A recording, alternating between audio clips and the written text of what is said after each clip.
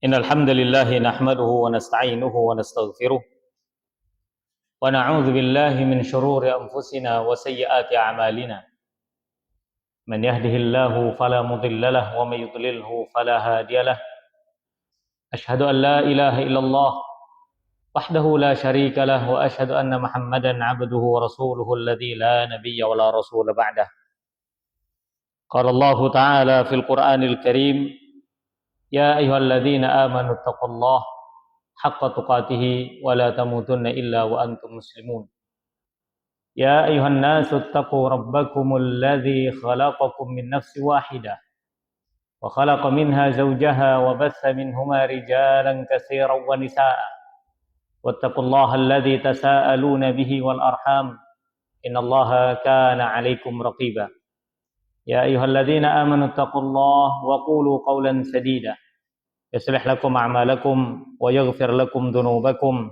ومن يطع الله ورسوله فقد فاز فوزا عظيما أما بعد معاشر المسلمين rahimani wa rahimakumullah.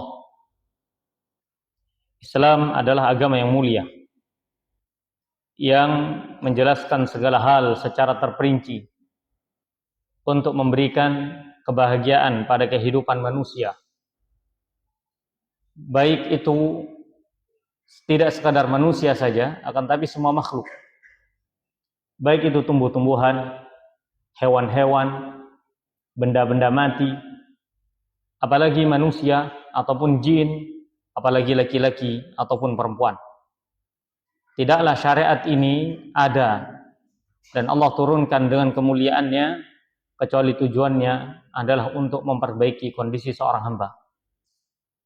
Jika seorang hamba telah diberikan keistimewaan oleh Allah untuk bisa berada di dalam syariat yang mulia, dan Allah muliakan dia dengan syariat tersebut, akan tapi dia merasa bahwasannya syariat ini mengekang dirinya, maka pada hakikatnya dia sedang berusaha untuk melepaskan diri dari kemuliaan, dan pastinya ia akan ditimpa dengan keburukan dan kehinaan. Teringat dengan pesan dari Umar bin Khattab radhiyallahu anhu ketika beliau radhiyallahu anhu berkata, sesungguhnya Allah telah memuliakan kita dengan Islam, maka barang siapa yang mencari kemuliaan selain dengan Islam, ahanahullah, niscaya Allah Subhanahu wa taala akan menghinakan dirinya. Begitu pula dalam masalah wanita. Islam adalah agama yang mulia, yang mana hanya di dalam Islam saja sejak dahulu kala Islam telah mengajarkan kepada kita syariat untuk memuliakan wanita. Di tengah-tengah syariat yang dahulu, mereka begitu merendahkan wanita, membenci wanita. Bahkan pemikiran-pemikiran barat seperti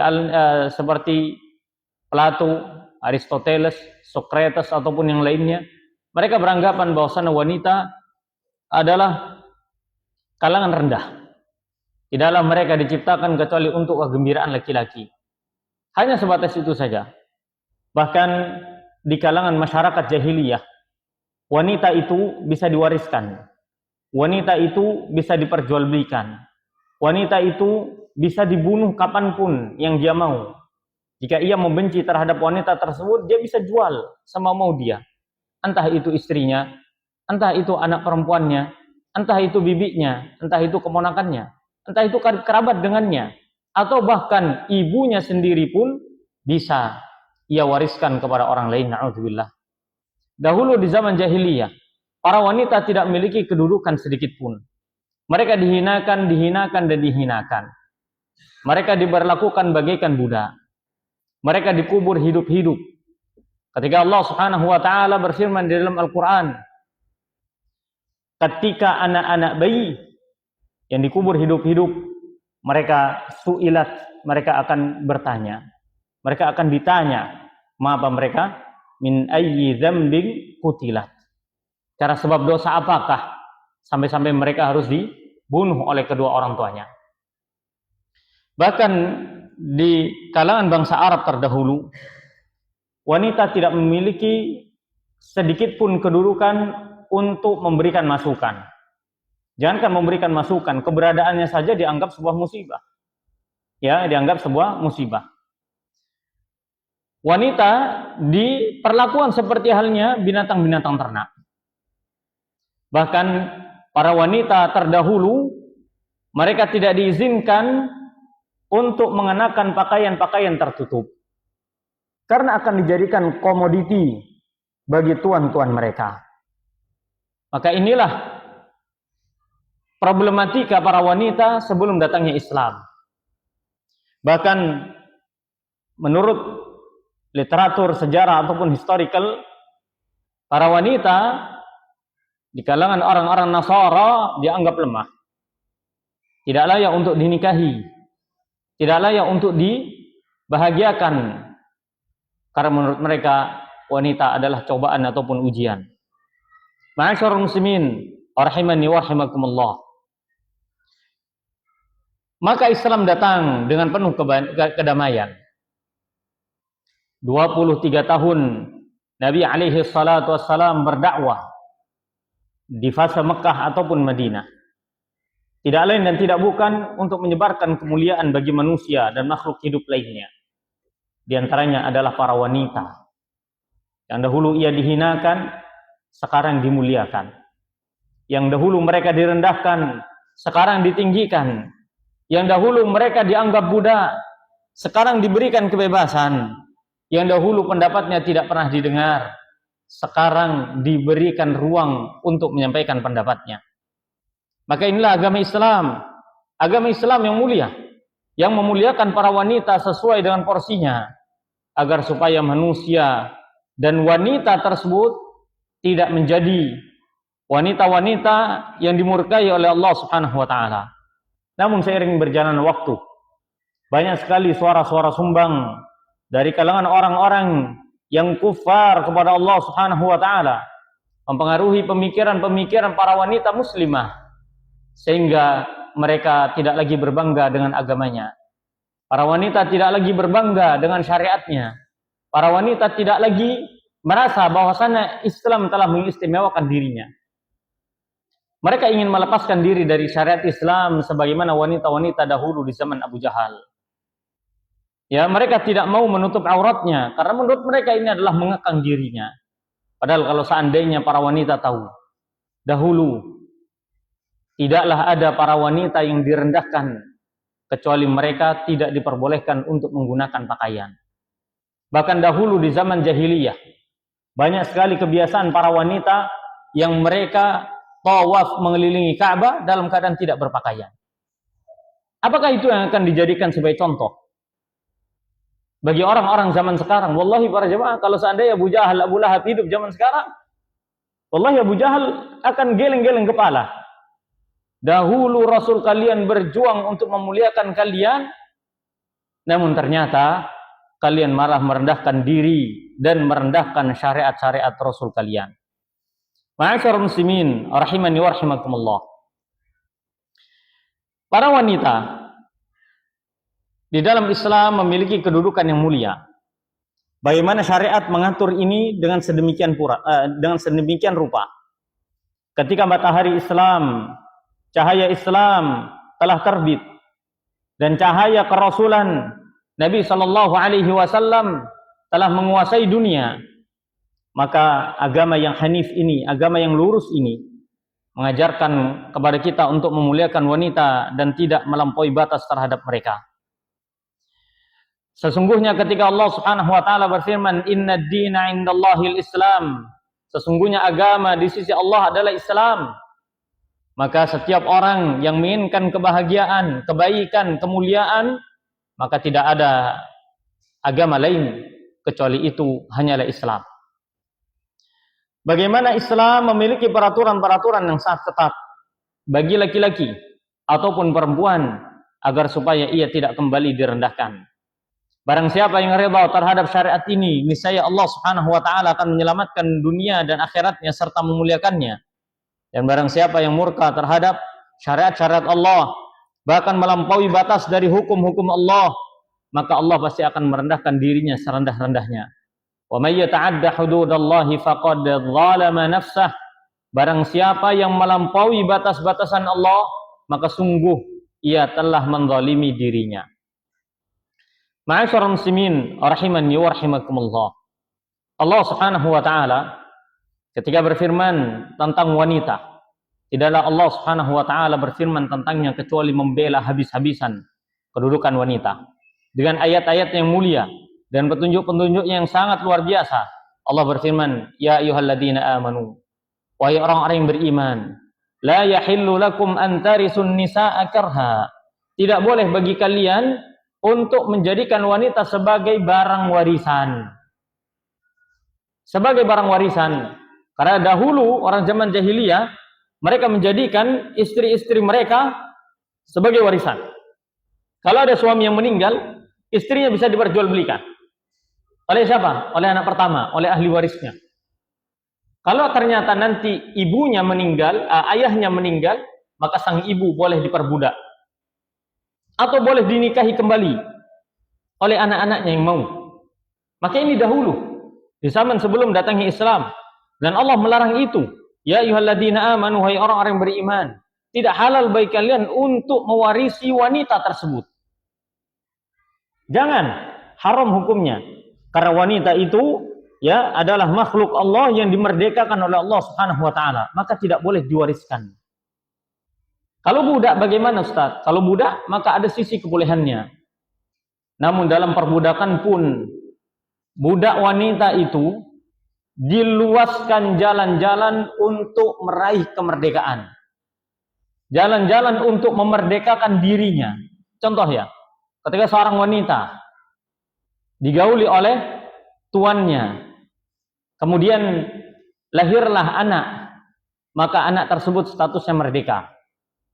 Dan kemungkinan besar ibunya akan dimerdekakan oleh ayahnya. Kenapa demikian? Bahkan tidak jarang banyak sekali dinikahi.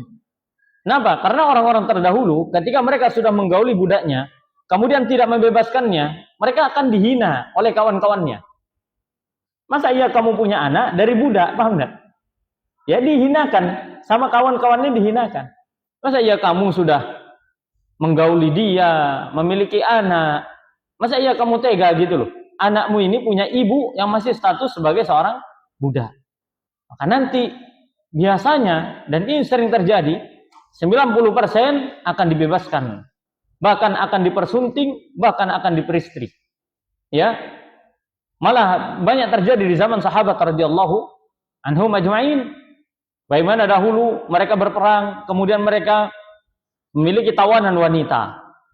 Kemudian mereka menggauli wanita tersebut, tawanan wanita tersebut yang menjadi budaknya. Lahirlah anak. Kemudian setelah itu dinikahi wanita tersebut dan dijadikanlah istri. Dan itu terjadi kepada siapa? Salah satu yang masyhur adalah kepada Husain ibni Ali ibni Abi Thalib radhiyallahu anhuma. Ma'asyiral muslimin rahimin rahimakumullah. Maka wanita tidak boleh dijadikan sebagai barang warisan. Tidak boleh direndahkan. Ya. Kemudian Allah berfirman, "Wala ta'duluhunna litadhhabu bi ba'di ma ataitumuhun." Tidak boleh kamu memaksa para wanita tersebut agar supaya mereka mengembalikan apa yang telah kalian berikan berupa mahar. Kecuali jika mereka berbuat keburukan fahisyah seperti perselingkuhan ataupun perzinahan. Artinya apa? Tidak boleh seorang suami itu mengambil harta perempuan. Meskipun itu adalah mahar yang sudah ia berikan kepada istrinya. Maka tidak boleh suami menggunakannya tanpa izin istrinya. Atau dia izin tapi sedikit memaksa kepada istrinya. Maka ini haram hukumnya. Haram hukumnya jemaah. Karena itu mengambil haknya siapa? Istri. Ya. Itulah syarat Islam. Wa'ashiruhunna bil ma'ruf. Dan perbaguslah dalam menggauli mereka atau mempergauli mereka dengan cara ma'ruf. Fa in karitumuhunna, kalaulah seandainya ada perkara yang kalian benci, yang kalian tidak suka dari wanita tersebut, fa'asa, maka semoga antakrahu syai'an wa yaj'alallahu fihi khairan katsira. Maka semoga dengan itu kalian pasti akan menjumpai. Mungkin ada salah satu yang kalian benci dari wanita tersebut, dari istri-istri kalian. Akan tapi Allah Subhanahu wa taala menjadikan di dalamnya terdapat kebaikan-kebaikan yang banyak. Kalau kita mau mengakui jemaah, wallahi istri kita positifnya lebih banyak daripada negatifnya, lebih banyak daripada kekurangannya. Cuman kita ini terkadang kemakan ego saja, sehingga mudah untuk membenci istri. Nabi SAW bersabda, la yafruq mu'minun mu'minatan in kariha minha khuluqan radiya minha akhar. Kata Nabi SAW, tidak layak seorang mukmin itu membenci mukminah, yaitu membenci istrinya. Jika seandainya dia membenci suatu perkara pada dirinya, dia pasti akan menyukai perkara yang lain. Manusia itu plus minus. Dan laki-laki diperintah untuk bersabar terhadap istrinya, terhadap wanita yang ada di rumahnya. Ya, terhadap wanita yang ada di rumahnya. Karena Islam memberikan kebebasan kepada mereka. Karena Islam memuliakan mereka, maka muliakanlah apa yang telah Allah muliakan. Para jemaah sekalian rahiman rahimakumullah, berikan apa yang dibutuhkan oleh istri kita. Muliakanlah dia, karena itu perintah Allah Subhanahu wa taala. Jangan semata-mata memuliakan dia karena cinta saja. Jangan. Itu cinta akan hilang, seiring berjalan waktu akan pupus. Kalau seandainya seorang suami lebih fokus, saya memberikan nafkah kepada istri saya, karena ini perintah dari Allah Subhanahu wa taala. Jadi apapun berupa keburukan-keburukan istrinya, jika tidak melampaui batas yang normal sebagai manusia, maka dia akan memandang itu adalah bagian dari garam-garam kehidupan. Karena dia tahu, sungguhnya Allah Subhanahu wa taala memerintahkan kepada dirinya untuk wa'ashiruhunna bil ma'ruf. Kemudian tidak boleh bagi seorang wanita dibenci oleh laki-laki, direndahkan, dihina, dicela, ya tidak boleh. Justru laki-laki harus menjaga istrinya, ya tidak boleh bagi dia membiarkan istrinya, ya keluyuran segala macam, itu tidak boleh, kecuali atas dasar izin kepada suami agar supaya mendapatkan kebaikan. Dan laki-laki wajib berbuat baik kepada istrinya dan keluarganya. Nabi SAW bersabda, khairukum li ahlihi wa ana khairukum li ahli. Sebaik-baik kalian adalah yang terbaik kepada keluarganya, dan aku adalah orang yang terbaik kepada keluargaku. Ma akraman nisa'a illa karim wa la ahanahunna illa la'im. Kata Nabi SAW, tidak ada orang yang memuliakan wanita kecuali dia pasti adalah orang yang mulia, dan tidak ada orang yang merendahkan wanita kecuali itu adalah orang yang terhina. Itulah ya sabda dari Nabi kita Muhammad SAW.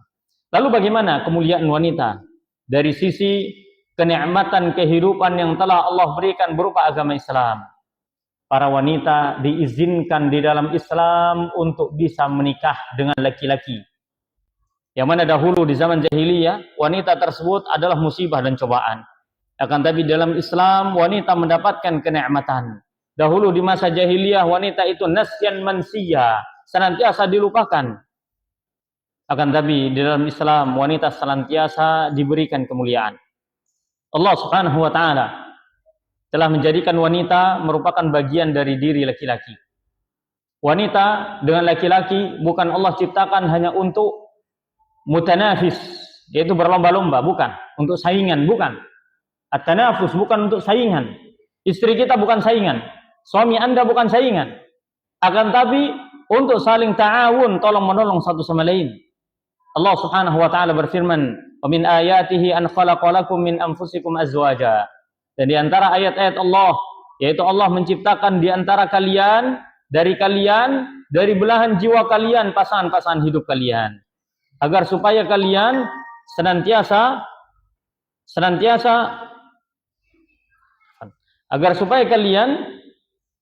merasa tentram dengannya.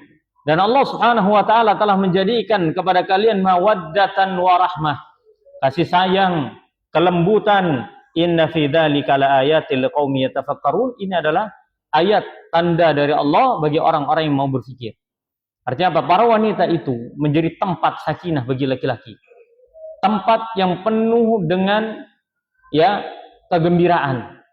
Para wanita, para istri kita itu adalah tempat pulang bagi kita. Di tengah penatnya dunia, tidak ada tempat yang mau menerima kita kecuali rumah kita. Maka perbaikilah rumah-rumah tangga kita agar supaya menjadi surga di dunia sebelum masuk ke dalam surga akhirat. Ya, Allah Subhanahu wa taala berfirman, "Wahai manusia, bertakwalah kepada Rabb kalian yang telah menciptakan kalian dari satu jiwa." Kemudian Allah Subhanahu wa taala menciptakan dari jiwa tersebut pasangan yang mana terciptalah laki-laki dan perempuan, dan bertakwalah kalian kepada Allah untuk menyambung tali silaturahim di antara kalian. Dan Allah Subhanahu wa taala menjadikan pasangan hidup kita ini sebagai bentuk kenikmatan syariat Islam yang diberikan kepada laki-laki ataupun perempuan. Kemudian bagaimana wanita dalam masalah warisannya? Kita akan bahas ini. Wanita dalam masalah warisan. Wanita di zaman jahiliyah tidak mendapatkan warisan, malah justru mereka dijadikan sebagai barang warisnya. Ya, mereka dijadikan komoditi barang warisan. Akan tadi Allah Subhanahu wa taala memberikan bagian kepada wanita, yaitu harta warisan, yang mana harta warisan tersebut begitu maslahat kepada wanita. Ya, sebagian orang itu beranggapan bahwasannya warisan 2:1 itu tidak adil. 2:1 itu tidak adil, menindas wanita. Padahal warisan jemaah 2:1 itu begitu memuliakan wanita.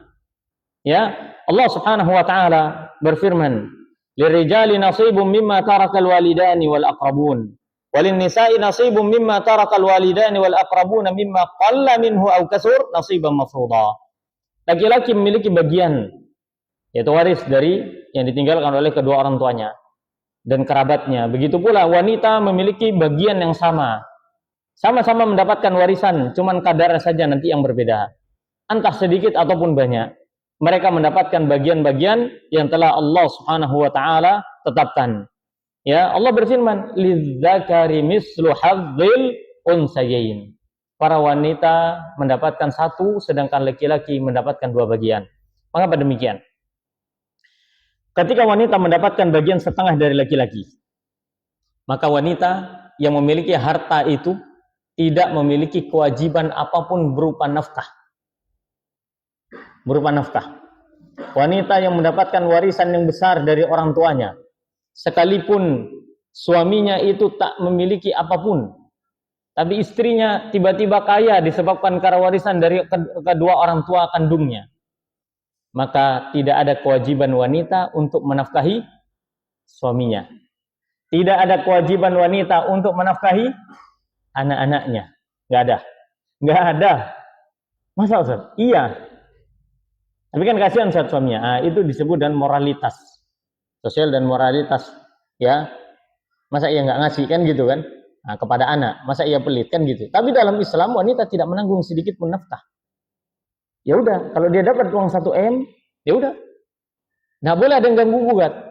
Wala anaknya, wala suaminya, nggak boleh. Uang pure buat dia, untuk dia, dan dia tidak memiliki tanggungan apapun. Makannya dari mana Ustaz? Makannya dari suaminya. Kendaraannya dari siapa Ustaz? Kendaraan tetap dari suaminya. Nafkahnya dia ditanggung oleh suaminya. Meskipun dia punya uang em-eman. Meskipun suaminya hanya bisa ngasih ratusan ribu, puluhan ribu per hari, tetap dia tidak memiliki kewajiban untuk memberikan nafkah. Ini hukum asalnya. Istimewa wanita itu. Hartanya tidak bisa diganggu gugat. Iya jemaah. Makanya dahulu ya para sahabat radhiyallahu anhum ajma'in, ketika mereka mengetahui bahwasanya mereka akan mati syahid di medan pertempuran, mereka menyiapkan untuk istrinya. Mereka menyiapkan untuk istrinya bagian yang sangat banyak. Makanya para sahabat terdahulu ya, mereka itu ketika mereka perang, istrinya itu kaya-kaya semua, Pak. Istrinya kaya-kaya. Loh, bukan miskin-miskin, enggak, kaya-kaya. Anda pernah mendengar kisah Julaibib?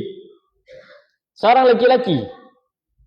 Ya, seorang laki-laki di zaman Nabi alaihi salatu wassalam. Yang mana dia tidak disukai oleh para wanita karena wajahnya yang kurang tampan. Bahkan tidak tampan. Bahkan ada wanita mengatakan, kalau seandainya saya boleh muntah, saya akan muntah. Saking apanya? Mungkin saking buruk rupanya. Antum jangan bersyukur. Ya, tidak. Tapi mulianya Julaibib adalah menjadi sahabat Nabi alaihi salatu wassalam. Datanglah Nabi alaihi salatu wassalam melamar seorang wanita untuk Julaibib. Maka ketika Nabi datang melamar kepada orang tua wanita ini, orang tua ini salah paham. Dipikirkan Nabi yang akan melamar putrinya. Sudah dimuliakan, terus apa kata Nabi? Saya ingin membuka lamaran untuk anakmu. Lamaran anakmu untuk Julaibib. Maka orang tua langsung kaget, Julaibib? Julaibib ya Rasulullah? Wah, kalau Julaibib nggak bisa ya Rasulullah. Karena dia tahu Julaibib seperti apa. Tapi seorang wanita salihah, seorang putri yang mukminah, di balik tabir dia mengatakan kepada ayahnya, wahai ayahku, jika seandainya itu adalah keinginan Allah dan Rasulnya, maka aku ridha. Nikahkanlah aku dengan Julaibib. Dinikahkanlah wanita tersebut dengan si Julaibib. Tak selang beberapa lama, masih senang-senangnya dengan pengantin baru, datanglah panggilan jihad fisabilillah. Panggilan jihad fisabilillah. Berangkatlah Julaibib ke medan pertempuran menjadi seorang kesatria, pengantin baru dan kesatria di medan pertempuran.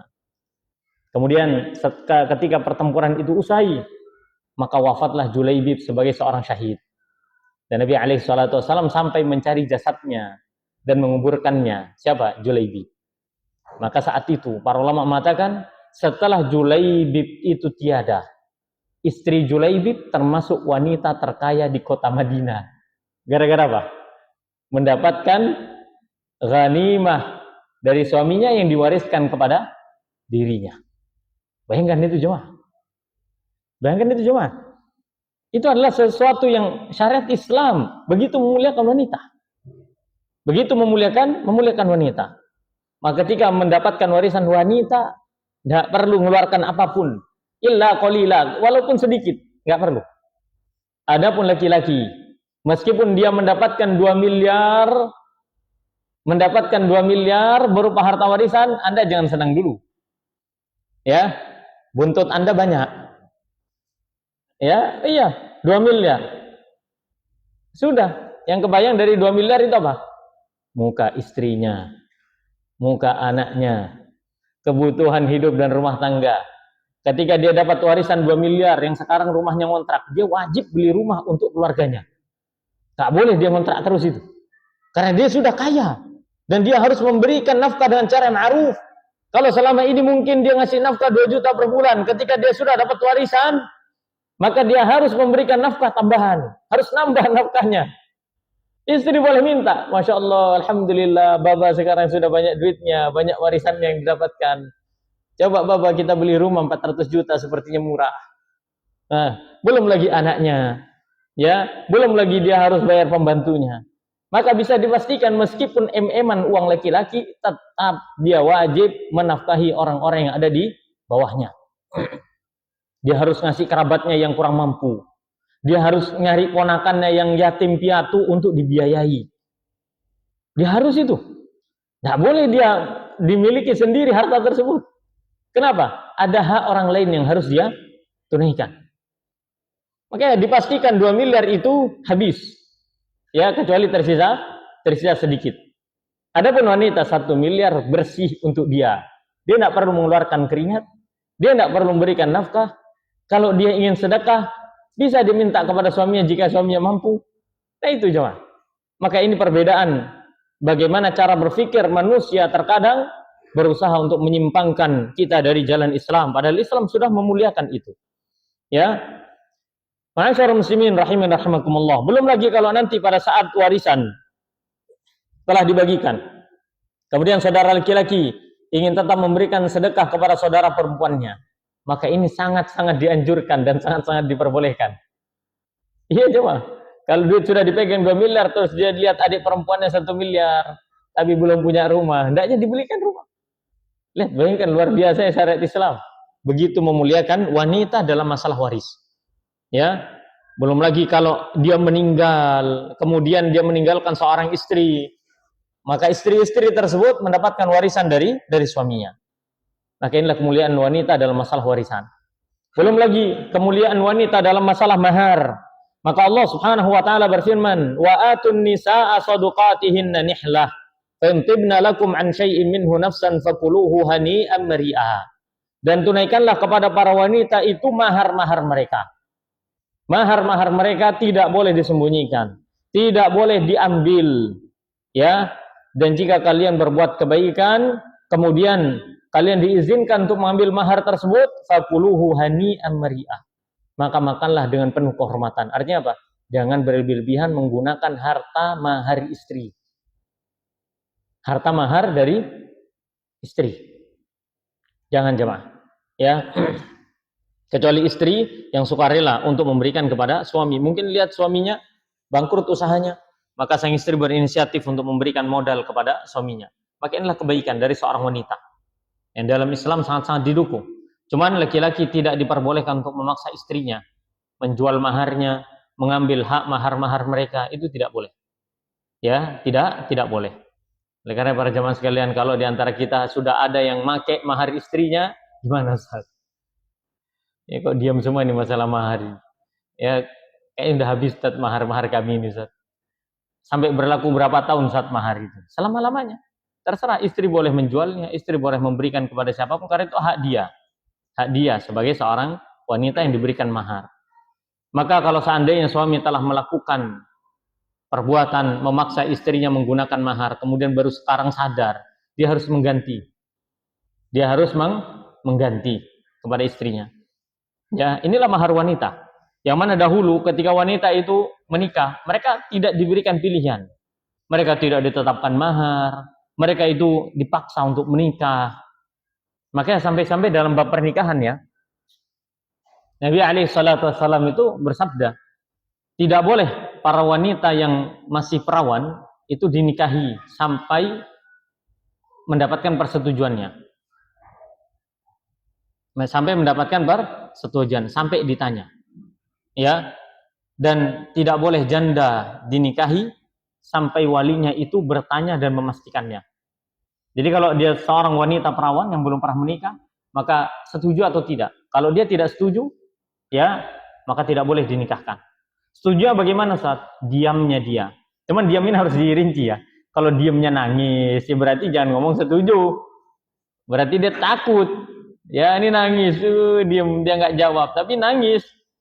Dia nangis sesenggukan. Oh diam dia, berarti dia mau. Akhirnya dinikahkan terpaksa. Maka tidak boleh. Tidak boleh. Karena itu menelantarkan anak perempuan. Bahkan wanita itu, wali wanita tersebut wajib mencarikan laki-laki yang baik untuk putrinya. Wajib secara agamanya, secara nafkahnya, secara dunia dan akhiratnya itu wajib. Ya, tidak boleh dia sembarangan mencari laki-laki untuk pasangan hidup putrinya. Ya, kalau ternyata dia diam, tersipu malu, seperti orang setuju tapi dia tidak mau menampakkannya, maka itu disebut dengan setuju. Adapun apabila seorang janda, maka wajib ditanya sampai dia benar-benar menyatakan dirinya bahwasanya dia siap untuk menikah. Kalau dia nggak ngasih jawaban, Ustaz, gimana? Ya jangan dipaksa untuk menikah. Walinya tidak boleh memaksakan putrinya yang janda ini untuk menikah. Ya ini tidak boleh. Ya, wajib untuk memberitahukan atau bertanya secara jelas dan memberikan keputusan secara jelas. Apakah dia memang benar-benar mau menikah atau tidak? Dahulu enggak.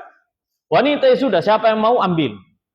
Pokok dia kaya nikahkan, terpaksa atau tidak terpaksa. Tidak mau ya sudah diperbudak saja. Itu di zaman-zaman sebelum datangnya Islam. Kemudian ma'asyiral muslimin rahimani wa rahimakumullah. Hak-hak para wanita diatur dalam Islam begitu ketat. Ya, begitu ketat. Allah berfirman, "Walahunna mislul ladzi 'alaihinna bil ma'ruf, walirrijali 'alaihinna darajah." Para wanita itu memiliki hak yang sama sebagaimana kewajiban mereka dengan cara ma'ruf. Dan laki-laki memiliki derajat yang lebih tinggi daripada wanita. Maksudnya gimana? Karena laki-laki itu ar-rijalu qawwamuna 'alan nisa bima faddalallah. Karena laki-laki itu adalah pemimpin bagi rumah tangga, bagi anak dan istrinya sesuai dengan apa yang telah Allah berikan karunia kepada dirinya, maka dia harus menanggung nafkahnya. Suami tidak boleh menahan hak-hak istrinya. Suami harus memberikan nafkah kepada istrinya. Nafkah lahirnya, nafkah batinnya, pakaiannya, sandang, pangan, papannya itu harus ditunaikan. Makanya batasan ma'ruf itu seperti apa, Ustaz? Ma'ruf dalam masalah nafkah, kami bukan mengajarkan, tidak. Ma'ruf secara nafkah itu ada ma'ruf secara syariat, yaitu sesuai dengan kemampuan suami. Ini batas paling wajar. Batas paling wajar. Apa itu? Memberikan nafkah sesuai dengan kemampuan suami. Ya sudah. Kemampuannya segitu ya sudah, berikan. Jangan sudah tidak mampu sik rokokan.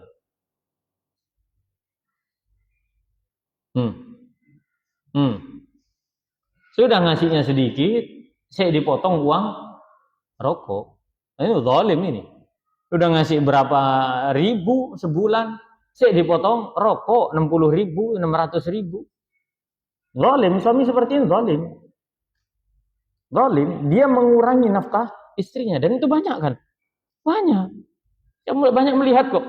Kalau suami istri jalan ke minimarket segala macam, yang bayarin rokoknya siapa? Dari dompet istrinya. Bukan dari uang suaminya, dari dompet istrinya. Musibah ini jemaah.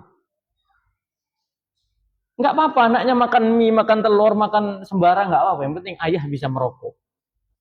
Itu rumit, begitu tuh. Itu rumit, wallahi. Punya suami demikian itu rumit. Yang suka merokok, yang suka nge-vape, dia sudah zalim. Mengurangi nafkahnya, dia zalim dengan asapnya kepada keluarga. Mungkin di dunia dia baik-baik saja. Tapi ingat, di hadapan Allah, laki-laki itu nggak akan dia masuk ke dalam surga kecuali yang ngantri di belakang untuk protes kepada dia siapa? Anaknya, istrinya. Semua akan protes satu-satu. Habis dia. Mau amalnya sebanyak apapun nih, kalau dia zalim kepada anak dan istrinya, dia mengurangi nafkahnya. Selesai. Dia akan ditanya oleh Allah Subhanahu wa taala habis-habisan. Itu ma'ruf secara syar'i. Ya. Adapun ma'ruf secara adatan atau urfan, secara urf, maka itu kembali kepada kebiasaan masing-masing. Ya, kalau seandainya secara urfnya itu memberatkan, maka kembali kepada bab ma'ruf secara syar'an. Karena kalau kita mau menggunakan nafkah ma'ruf secara urfan, oh ini lumayan, Pak. Urfnya orang kalau sudah menikah dia harus punya tempat tinggal. Betul kan? Iya, mau ngontrak mau apa, punya tempat tinggal. Harus bisa ngasih istrinya makan dan minumnya, sandang pangan dan papannya. Bahkan skincare istri itu termasuk nafkah bagi suami. Loh iya Pak, skincare istri itu nafkah bagi suami. Istri butuh perawatan, ya nafkah bagi suami. Apa kata Allah? Walahunna mislul ladzi 'alaihinna bil ma'ruf. Mereka mendapatkan hak yang sama sebagaimana kewajiban mereka. Kewajiban wanita apa? Bersoleh, mempercantik diri di hadapan suaminya, dan dia mendapatkan hak untuk minta ke suaminya berupa make up. Ini betul kata Ustaz Syafiq. Semakin antum cari istri, ini buat yang belum zuat ya.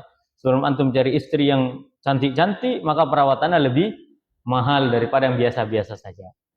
Bahkan beliau mengatakan bisa jadi karena saking cantiknya butuh perawatan minimal 700.000. Kalau yang nggak begitu cantik minimal bisa 7.000, itu sudah bisa. 7.000 itu apa? Sajiku mungkin. Ya kan, cantik enggak, kriuk iya. Nah, kan begitu.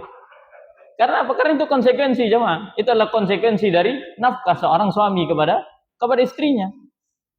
Karena dia memiliki hak yang sama. Begitu pula ya Abdullah bin Mas'ud, Abdullah bin Mas'ud, Abdullah bin Abbas, Abdullah bin Mas'ud itu kalau mereka bertemu sama kawannya, majelis sama sahibnya, biasa saja. Giliran pulang, jenggotnya disisir, pakai minyak wangi, baju yang bagus sebelum masuk rumah, pakai siwak apa. Kawannya nanya, kenapa? Kenapa kamu giliran pulang, kamu apa dandan? Apa kata dia? Saya lebih suka bersolek di hadapan istriku daripada di hadapan orang lain. Karena Allah berfirman, walahunna mislul ladzi 'alaihinna bil ma'ruf. Mereka mendapatkan hak yang sama sesuai dengan kewajiban mereka. Jadi kalau istri wajib bersolek, suami juga wajib bersolek di hadapan istrinya. Jangan istri sudah bersolek, suami baunya bau oli, bau kabel kebakar, bau panas matahari. Jangan. Maka Nabi SAW pada saat beliau masuk rumah, beliau menikah dengan wanita Aisyah radhiyallahu anha di usia beliau yang sudah tua. Ingat, setiap mau masuk rumah beliau bersiwak. Sampai Aisyah itu loh paham.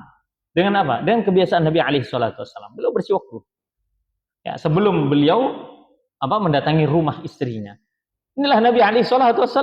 Inilah Nabi SAW. Ya, dan tidak boleh seorang laki-laki merasa merasa susah hidupnya ketika dia harus menafkahi istrinya. Iya, karena itu adalah ketetapan Allah Subhanahu wa taala memberikan nafkah, maka tidak boleh bagi dia untuk merasa gusar. Ternyata nafkah ini beratnya begini. Jangan cuma. Apa kata Allah? Wa ma kana lil mu'minin wala mu'minatin idza qadallahu wa rasuluhu amran ay yakuna lahumul khiyaratu min amrihim. Tidak boleh dia milih-milih Oh, kalau boleh Ustaz tidak memberikan nafkah, ya wajib memberikan nafkah. Ya, tidak boleh dia haraj, ada perasaan sempit dadanya karena sebab ketetapan dari Allah Subhanahu wa taala untuk memberikan nafkah kepada anak dan istrinya. Makanya para jemaah ya, ini apa, nggak tahu ini cukup waktu atau tidak ini. Seorang bapak, seorang ayah itu hendaknya memberikan nafkah kepada anak dan istrinya sesuai dengan kemampuannya. Udah itu batas paling wajar. Kalau kita tidak mampu, jangan memaksakan diri. Karena kalau orang memaksakan diri dalam memberikan nafkah, dia pasti ngomel-ngomel. Betul atau tidak? Ngomel-ngomel. Dan ngomel-ngomelnya ini menunjukkan dia kurang imannya kepada Allah akan kewajiban dia memberikan nafkah. Ini contohnya ya. Ketika ekonomi lagi sulit, ayah mengeluh akan biaya hidup istri dan anak-anaknya. Makin tidak boleh. Akan biaya pendidikan anak-anaknya. Makanya para jemaah, kalau Anda mau menyekolahkan anak, sesuaikan saja dengan kemampuan.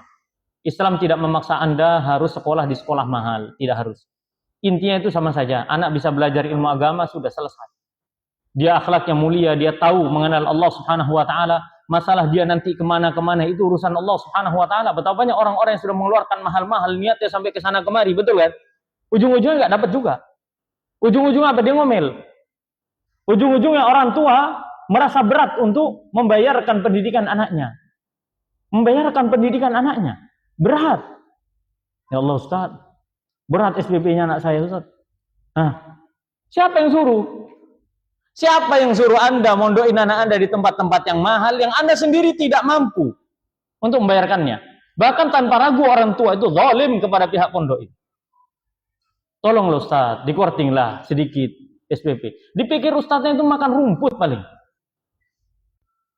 Tidak butuh digaji, nggak butuh apa. Minta korting lah, minta inilah, minta itu. Jangan jemaah. Pilih satu lembaga pendidikan yang itu Anda mampu untuk menafkahinya dan Anda banyak bersyukur kepada Allah dengannya. Kadang orang tua lupa. Dimahalin dulu, ya, baru kemudian ngeluhnya belakangan. Ya, ini sudah Isya. Baik, barakallahu fikum.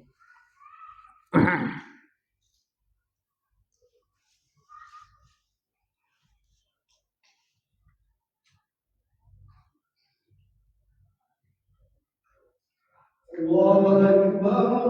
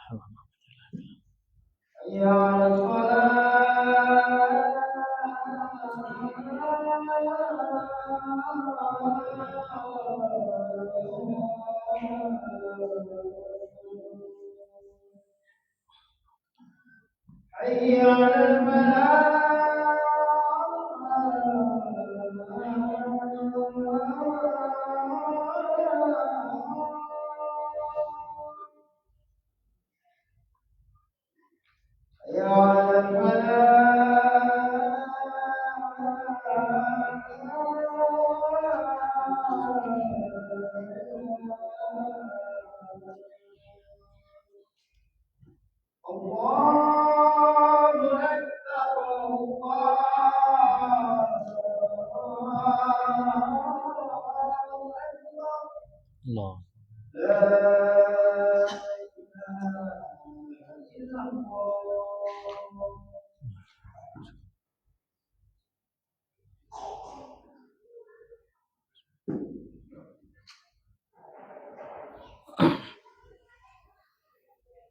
Alhamdulillah Rabbil Alamin. Salatu wassalamu ala ashrafil anbiya'i wal mursalin Nabiyina Muhammadin wa ala alihi wa ashabihi wa tabi'in wa man tabi'ahum bi ihsanin ila yaumiddin wa sallama tasliman katsira amma ba'du. Ma'asyiral muslimin rahimani rahimakumullah. Masih dalam pembahasan nafkah bagi wanita. Maka tidak boleh seorang ayah ataupun seorang suami merasa berat dalam memberikan nafkah kepada anak dan istrinya. Karena itu menyelisihi perintah dari Allah Subhanahu wa taala. Maka berikanlah nafkah sesuai dengan kemampuan masing-masing. Kita tidak dipaksa oleh Allah Subhanahu wa taala untuk hidup di atas, di luar batas kemampuan. La yukallifullahu nafsan illa wus'aha. Untuk para ayah yang sedang berjuang membiayai sekolah-sekolah anaknya, bersemangatlah untuk memperjuangkan itu. Karena itulah nafkah yang senantiasa akan menjadi kebaikan. Terkadang orang tua berharap anaknya sekolahnya baik-baik saja. Tapi orang tua tidak ridho ketika memberikan nafkah kepada anak. Bahkan orang tua merasa bahwa anak itu adalah beban bagi kehidupannya. Maka ini tercela jemaah. Ini tercela. Sekali lagi ingatlah bahwasannya kita tidak dituntut oleh Allah meletakkan anak kita di lembaga pendidikan yang kita tidak mampu untuk membayar. Wallahi jemaah. Karena jangan sampai, ini salah satu sebab ya anak itu nggak dapat apa-apa di pondok adalah orang tua sudah pontang-panting nyari, anaknya sudah belajar tapi nggak dapat manfaat. Apa sebabnya? Disebabkan biasanya karena orang tua yang menzalimi pihak lembaganya, memaksa, ya, merubah-rubah aturan, merasa bahwasannya nafkah yang ia berikan itu ia tidak kuat. Maka saran kami ya, kalau memang orang tua merasa bahwasannya mondokin anak itu berat, ya didik anak Anda di rumah. Sesuaikan dengan kemampuan Anda secara finansial. Kemudian kalau ternyata pondoknya terlalu mahal yang kita tidak mampu untuk bayar SPP bulanannya, kita harus mengerti bahwasannya pondok mahal pun disebabkan karena kebutuhan yang ada. Betapa banyak pondok-pondok yang terlihat mahal itu pun keuangannya minus-minus semua. Belum lagi kalau orang tua telat bayar apapun segala macam itu, ya maka pondokkan di tempat-tempat yang terjangkau. Nggak apa-apa dianggap murah, nggak apa-apa. Yang penting apa? Anak ini sekolah. Yang penting anak ini belajar. Yang penting ilmunya dapat. Nggak usah terlalu mulu-mulu, nggak jadi. Banyak nggak jadinya. Orang tua kalau sudah terlalu mulu-mulu, ya begini dan begitu, banyak kecewanya. Mana terima orang tua yang mau mondokin anak sudah pontang-panting bayar puluhan juta uang masuknya saja, belum SPP jutaan segala macam. Ya kan? Tiba-tiba dapat laporan bahwasannya anaknya melanggar. Apakah nerima orang tuanya? Enggak. Dia ngerasa sudah mengeluarkan duit besar, padahal itu tidak boleh. Dia merasa tidak ridho dengan uang yang ia keluarkan untuk anaknya, dan itu haram hukumnya. Ketidakridhoan itu dapat menjadikan hilangnya keberkahan bagi anak. Nggak apa-apa. Letakkan, tempatkan anak-anak kita di tempat-tempat yang sifatnya itu sesuai dengan kemampuan kita. Wallahi para jemaah, Allah tidak membebani kita di luar batas kemampuan. Malah justru hindari berbuat kezaliman kepada orang-orang lain. Ya, mohon maaf sebelumnya, karena kita banyak menjumpai hal-hal demikian. Itulah salah satu di antara alasannya kenapa pondok kami sendiri itu tidak dimahalkan. Tidak dimahalkan. Supaya semua orang bisa masuk. Semua orang yang tidak memiliki kemampuan finansial lebih bisa belajar. Udah intinya di situ saja. Supaya orang tua tidak perlu merasa berat hati. Karena beratnya orang tua dalam memberikan nafkah kepada anaknya. Sangu anaknya sekolah. Itu hilang keberkahan untuk anaknya. Maka jangan salahkan kalau nanti anaknya itu bandel lah, inilah segala macam. Orang tua sendiri saya tidak ridho. Ya, maka itulah para orang tua sekalian rahimani rahimakumullah. Semoga Allah memudahkan kita semua untuk memberikan nafkah yang baik kepada anak-anak dan istri kita. Berikanlah nafkah yang baik kepada istri kita yang halalan thayyibah. Jangan memberikan nafkah kepada istri kita barang-barang yang haram. Kenapa? Karena Nabi SAW bersabda, kullu lahmin nabatat 'anil haram fannaru aula bihi. Setiap daging yang tumbuh dari perkara haram itu neraka lebih utama baginya. Hati-hati. Ya, jangan suka mengambil perkara-perkara haram kemudian diberikan kepada anak dan istrinya. Karena itu dapat mendatangkan neraka dunia sebelum neraka akhirat. Dan bersemangatlah untuk mencari nafkah. Meskipun di tengah keterbatasan ekonomi yang terjadi, maka ingatlah dengan firman Allah Subhanahu wa taala, la yukallifullahu nafsan illa wus'aha. Allah tidak membebani seorang sesuai di luar batas kemampuannya. Dan janganlah pernah khawatir terhadap rezeki dari Allah dan nafkah. Dalam masalah nafkah, karena sungguhnya anak-anak kita, keluarga kita, anak dan istri kita, semuanya telah dijamin rezekinya oleh Allah Subhanahu wa taala. Tugas kita adalah berusaha, hasilnya serahkan kepada Allah Subhanahu wa taala. Wallahu a'lam bishawab. Insyaallah kita lanjut lagi